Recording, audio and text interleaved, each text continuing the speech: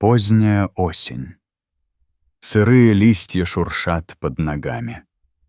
Кладбище почти пустое. Лишь ветер гудит меж кованых крестов. На аллею неспешно идет высокий мужчина в дорогом черном пальто. Перчатки в руках, осанка прямая, но в глазах бездна. Это Илья Воронцов. Миллионер. Владелец международной строительной компании. Для мира он — железный человек, успешный, недоступный. Но здесь, перед скромной мраморной плитой с надписью «Анастасия Воронцова, любимая жена», свет, ушедший слишком рано, он просто сломленный вдовец. Он ставит букет белых лилий на гранит. Присаживается. Долго молчит. Лишь пальцы нервно поглаживают кольцо на мизинце. Ее кольцо. «Знаешь, все стало бессмысленным, Насть», — тихо говорит он, не отрывая глаз от фотографии на надгробии. «Деньги, контракты, премии — я бы отдал все. Все, просто чтобы увидеть тебя еще раз, услышать хоть на секунду». Ветер усиливается. Один лепесток срывается с букета и падает ему на ладонь. Он сжимает его, как будто это рука любимой.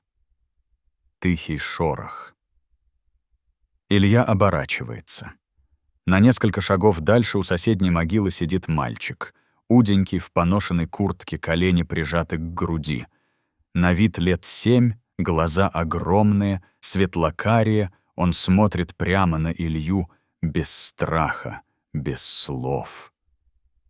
С какой-то странной узнающей тоской Илья нахмуривается. «Ты потерял кого-то?» Мальчик молчит, смотрит на его цветы, потом на фотографию Насти. И вдруг шепчет, почти неслышно: «Она красивая. Я просто хотел ее увидеть. Хоть раз». Илья замирает. «Что ты сказал?» Мальчик достает из кармана старое, мятое фото, женщина на нем, Настя моложе, с длинной косой, до Ильи, до брака, до всего. Кладбище, тот же холодный осенний воздух, но теперь вокруг будто сгустилась тишина, слишком живая и слишком нереальная.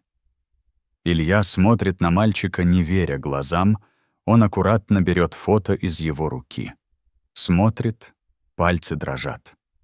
Это она, Настя, совсем молоденькая, лет 18, улыбается чуть смущенно в каких-то дешевых платьях, такую он ее не знал. «А где ты взял это фото?» Мальчик опускает взгляд, говорит тихо, будто боится. «У бабушки она сказала, что это моя мама и что она здесь. А как тебя зовут?» «Артём». Илья садится на корточки, теперь смотрит снизу вверх на его лицо. Бледное, хрупкое, но черты, что-то неуловимое знакомо. Глаза и как у Насти, и ямочка на подбородке — его. Он сглатывает. «Артём, а ты знал свою маму?» Мальчик качает головой. «Нет, бабушка говорила, что она умерла, когда я был совсем маленький. Я помню только запах духов и песню, которую она мне пела». Он напевает мне громко. «Спи, мой ангел, ночь над крышей». Илья застывает. Его жена пела эту песню. Только эту. «Ты знаешь, кто твой папа?» Артём снова опускает глаза, достает из рюкзачка потрёпанный конверт. На нем написано от руки: для твоей мамы. Если найдешь ее, я нашел это в ящике, говорит он. Я подумал, может, она получит его, если я принесу. Илья берет письмо, разрывает. Внутри рисунки, простые, детские, домик, солнце, женщина с длинными волосами и мальчик, держащий ее за руку. И свидетельство о рождении. Имя матери — Анастасия Валерьевна Гринева. Имя отца не указано. У Ильи темнеет в глазах. Гринева — девичья фамилия Насти.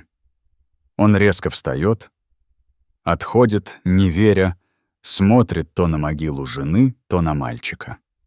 Он чувствует, как будто под ногами разверзлась пропасть. «Почему ты сюда пришел, Артём?» Мальчик отвечает просто. «Потому что на день рождения я загадал, хочу увидеть маму, а бабушка сказала, где она». Он добавляет с детской наивностью. «Я думал, может, она придет». Илья смотрит на него. Он не знает, плакать ему, кричать или смеяться от ужаса. Он не верит, но все внутри него уже знает. Это не совпадение, это правда. Он смотрит на могилу Насти. «Что ты сделала? Почему ты ничего не сказала?» Прошло несколько дней. Особняк Воронцова. Огромный, холодный, с панорамными окнами и пустыми коридорами. Дом, где когда-то звучал смех. Теперь молчит. В кабинете Илья. Сидит за массивным столом, держит в руке конверт с результатами ДНК. Пальцы дрожат, на стекле бокала рядом след от неразбавленного виски. Он не пил с похорон жены, но сейчас все рушится. Он открывает конверт. 90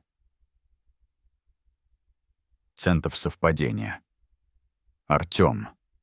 Его сын. Илья откидывается в кресле, смотрит в потолок, дышит тяжело, будто не хватает воздуха. Вспышки воспоминаний. Настя в больнице. Настя у окна. Она, Настя, говорит: «У меня для тебя новость», а он тогда перебил ее, уходил в срочную командировку. Потом, милая, это срочно, вернусь и все расскажешь. Но потом она умерла. Внезапно, с сердца, и он так и не узнал.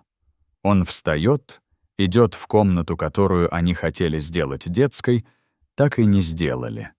Все осталось, как было. На комоде старый музыкальный шар. Он включает его. Мелодия та же, что напевал Артём. «Спи, мой ангел».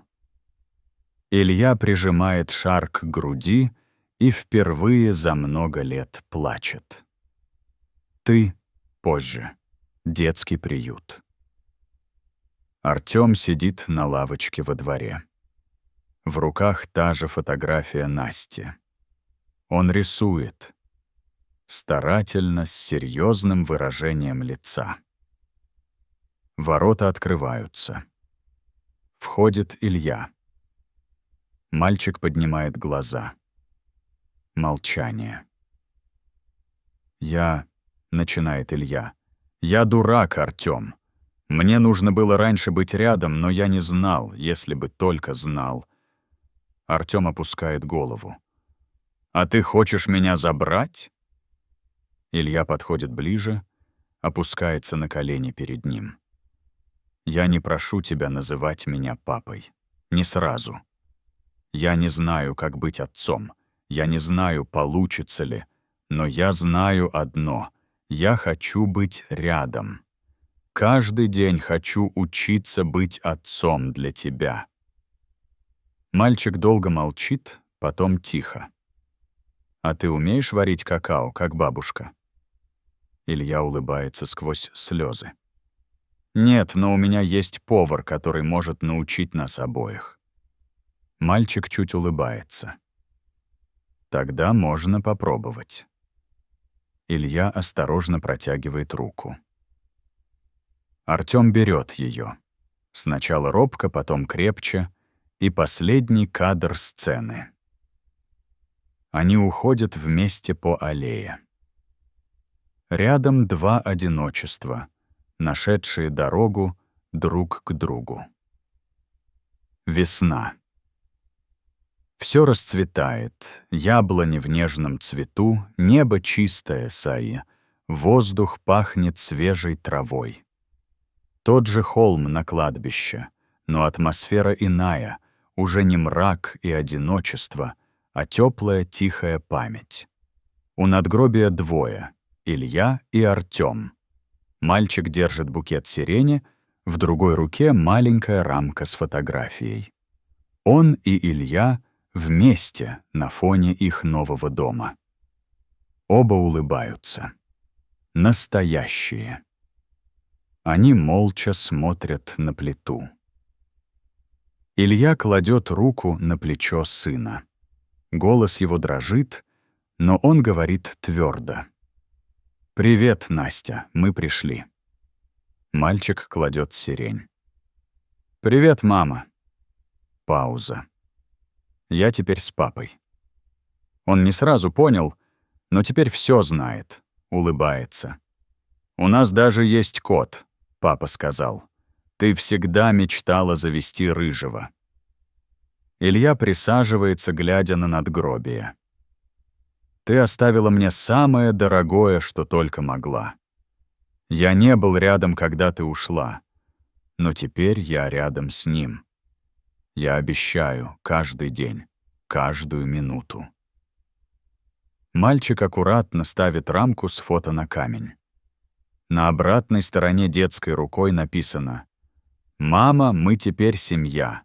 Спасибо, что выбрала нас». Ветер треплет бумагу, тишина почти священна. Илья встает, вытирает глаза и берет сына за руку. «Готов идти?» «Да.